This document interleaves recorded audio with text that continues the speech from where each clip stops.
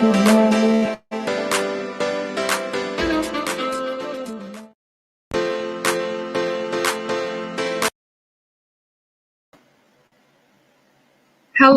everyone. Oh my God.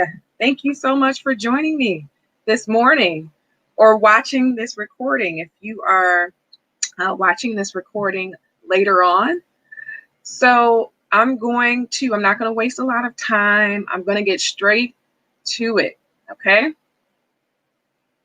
Today, we are going to discuss how to perform a financial gut check. Right? But first, let's talk about what a financial gut check actually is. What is that? A financial gut check is like a report card for your finances. It goes through and it shows your progress from this point of time to the next, right? That's a financial gut check. It's basically something that shows you your financial progress, right? And so what we're going to talk about today are two questions that you should ask yourself when performing your financial gut check. Every week, same time, same day, Friday at 7 a.m., I'm going to give you two questions, two things you should ask yourself when performing your financial gut check. And at the end of this, hopefully, once you take the time to go through those questions, you'll have more answers and have a better idea of what you need to do to reach your financial goals. So, also, we're going to talk about how often should you perform this financial gut check, right? Well, if I said you should perform it once a week, that's too much. That's way too much. Once a day, extreme. That's really extreme. I would say that you should perform it at least once every 3 months, so quarterly. You should perform it quarterly, 4 times a year, right? At the most. And then as you continue to do this exercise, you can decrease it. I would do it no more than 4 times a year, no less than twice a year. And so let's get to our first question. Our first question that you want to ask yourself is, how much money do I earn? Right? And you might say, oh, I know how much money I bring in. I bring in $400, $200, $300. I want you to sit down and actually go through all of the money that you bring in, whether that is from one job, whether that is from like the exact numbers, not a roundabout figure. We're going to round to the nearest. No, I want you to sit down and see how much money have you brought in. You can do this for last month.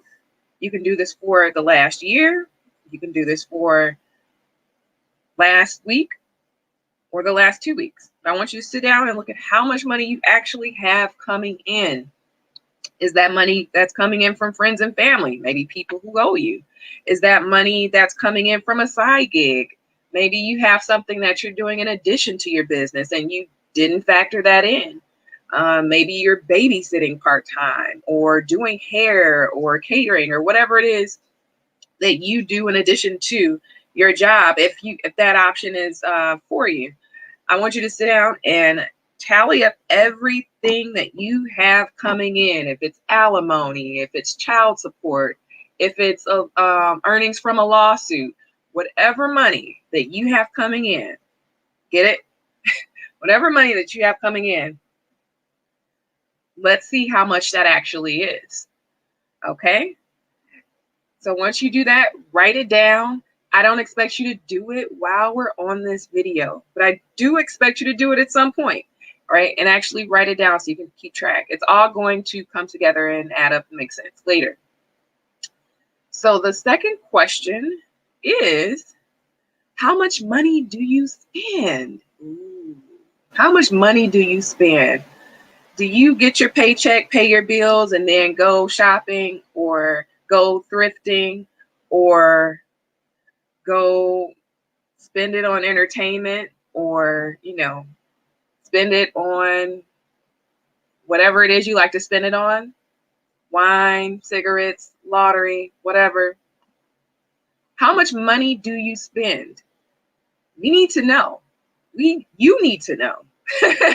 You need to sit down, look at last month, look at last week, or look at the upcoming week. Maybe this week, that's what you can do. I'm challenging you. I am now challenging you. If you accept this challenge, write challenge accepted in the comments. This week, I want you to pay attention to how much money you have coming in and how much money are you spending? How much money are you spending? Are you going to the local store and grabbing Slurpees, slushies, now laters, Skittles, chips? How much money did you spend? How much money did you spend? So write down how much money you earned and how much money you spent. And I'm sure you're like, well, where is this going? I know how much money I spent. I spent $275 on what? So I want you to do that. Go to the Dollar Tree, grab you a notebook for $1.10. On one page, write how much money you earned. Or you can do a column. If you want to take one page, draw a line down the middle. On one side, you have how much money you earned. On the next side, you have how much money you spent. You can do that as well. But I want you to write where the money is coming from. Where the money is coming from. If you're earning $200 from your 9 to 5, I want you to write that. If you're earning $50 from babysitting, I want you to write babysitting, $50. If you're spending $20 on gas, I want you to write gas, $20. Groceries, write groceries, $20, maybe $100. If you're going to get your hair and nails done, I want you to write hair, $200. Nails, $75. Whatever you're spending your money on, write it down, okay? And again, you'll understand it as we continue to go. It'll make way more sense as we continue this exercise. But that is the challenge for this week. So until next Friday, you should be keeping track how much money you earned and how much money you spent. All right, guys, thank you so much. Those are the two questions that we went over when talking about how to perform a financial gut check. So, of course, you know what to do. I need you to like, subscribe, share this video, comment below. I accept the challenge or challenge accepted.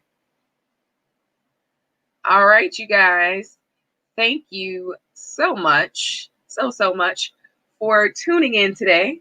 Again, I did not plan on keeping you long. This is just a quick, 10-minute video. We're going to keep them short. We're going to keep them sweet. And I'll see you next Friday. Bye.